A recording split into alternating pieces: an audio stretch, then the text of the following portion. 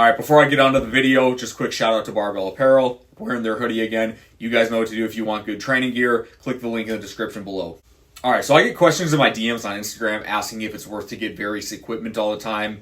Track spikes, lifting shoes, belts, straps, wrist wraps, whatever it is. So I'm making this list of my top 5 most important accessory equipment, and this is only for strength training. If I were to include all aspects of training, I'd include some pair of shoes to do sprints in, like track spikes, football, soccer type cleats, and timing gates, things like that. So this is just for strength training. This list is in the following order. So number 1 is straps, number 2 is lifting shoes, number 3 is a lifting belt, number 4 is chalk, and number 5 is a VBT device. Obviously, before I get into all of these pieces of equipment, none of them are absolutely necessary, but they do all serve a purpose, they do all serve value, and the more you use them, the more you see the value in them, and the more you see that they really are worth investing into if you plan on training your entire life. All right, so number 1, straps. So why straps at number 1? So at some point, likely sooner rather than later, you're going to be pulling weight that your grip just isn't strong enough to hold in order for you to get an effective stimulus on the body part that you're intending on training. This could be deadlifts, RDLs, dumbbell rows, even chin-ups. It really doesn't matter what the exercise is. You don't want your limiting factor of the exercise to be your grip.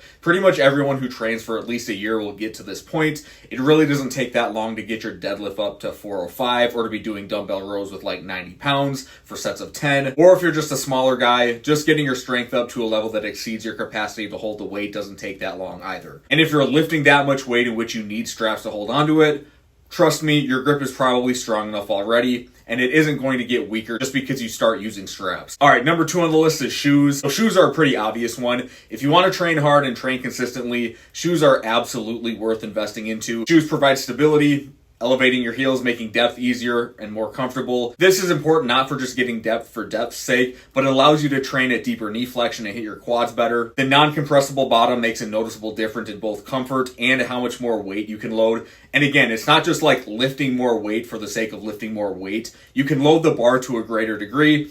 That means you're loading your entire skeletal system, providing it a greater stress to allow for greater long-term adaptations. You will notice a significant difference when you unrack the bar and take a step or two out of the rack with a heavy bar on your back.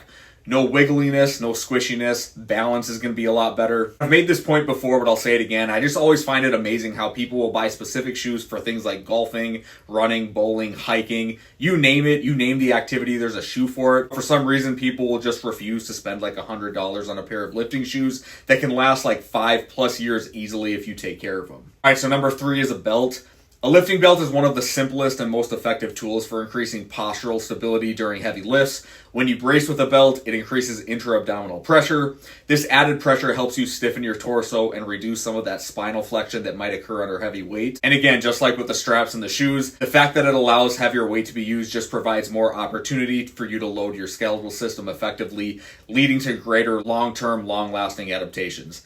It doesn't replace technique or core strength, it just acts as an external brace that complements those things. The belt helps you generate more force because a more stable core lets your muscles transmit that force more efficiently. The belt will facilitate better bracing, ultimately help you make consistent strength improvements. And number 4 is chalk. So moving on to chalk here. Chalk absorbs moisture and dramatically improves friction between the skin and your bar, giving you much more secure, confident grip, less wasted effort worrying about slipping, and focus more on moving the weight effectively.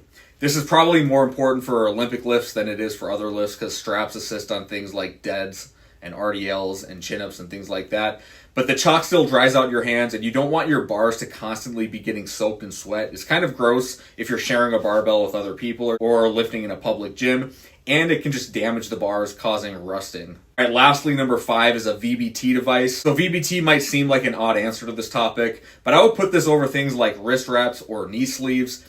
Now, full disclosure, I've never used knee sleeves or wrist wraps, so I haven't experienced their effect on lifting. You guys know if you've been following me for long enough, so many different ways to use VBT to make it useful.